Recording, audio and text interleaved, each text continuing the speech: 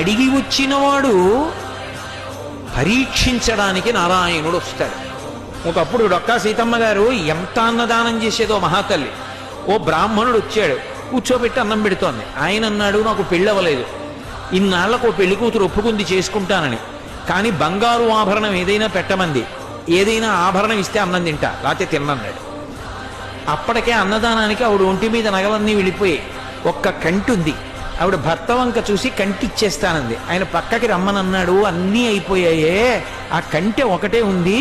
ధూర్త బ్రాహ్మణుడు అన్నం పెడితే బంగారం అడుగుతున్నాడు, ఇవ్వకు, తినకపోతే పోతాడన్నాడు. తప్పు. అతిథి విష్ణు స్వరూపం, అభ్యాగతి స్వయం విష్ణు.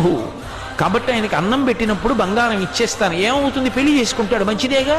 కంటె ఒంటి మీద ఉంటే ఏమవుతుంది, శాశ్వతమా? పుణ్యం శాశ్వతం, ఇస్తానంది, నీ ఇష్టం ఈ అన్నాడు. కంటె తీసి ఇచ్చింది. ఆ కంటి తీసుకెళ్లి అరిటాక్ కింద పెట్టి ఆయన అన్నం తినేశాడు సంతోషంగా. ఉత్తరాపోసనం పట్టాడు, చేయగడుక్కోవడానికి బయటికి వెళ్ళాడు. ఊరంతా కలిపి ఎంత ఉంటుంది ఆ గన్నవరం. కాబట్టి ఆ బంగారు కంటె కనపడింది ఆకెత్తుతుంటే సీతమ్మ గారికి. అయ్యో వెర్రి బ్రాహ్మడు కంటె మరిచిపోయాడని పరిగెత్తుకెళ్ళారు పిలుద్దామని. కనపడలేదు. భర్తని పిలిచి వెతకమన్నారు, ఎక్కడా కనపడలేదు. అయ్య బ్రాహ్మణుడు ఇంత కంటె అడిగాడు, వెళ్ళిపోయాడని పడుకుని నిద్రపోయారు. ఆవిడికి కలలో శ్రీ మహావిష్ణువు కనపడ్డారు. సీతమ్మ, ఇంతమందికి అన్నం పెడుతున్నావే, ఒక్కసారి నీ చేతి అన్నం తినాలనిపించిందమ్మా, బ్రాహ్మణ రూపంలో వచ్చాను. అభ్యాగతిని గదు పరీక్షించాలని కంటె అడిగాను, ఇచ్చేశావమ్మా. చాలు తల్లి, మురిసిపోయాను, నీ ఒంటి మీద నగలైపోయాయని బెంగ పెట్టుకుంటున్నావా? ఇంతకింత బంగారం నేను ఇస్తాలే అమ్మా అని ఆవిడ లేచి భర్తకి చెప్పింది కళ. ఎప్పుడు దున్నే పొలమే.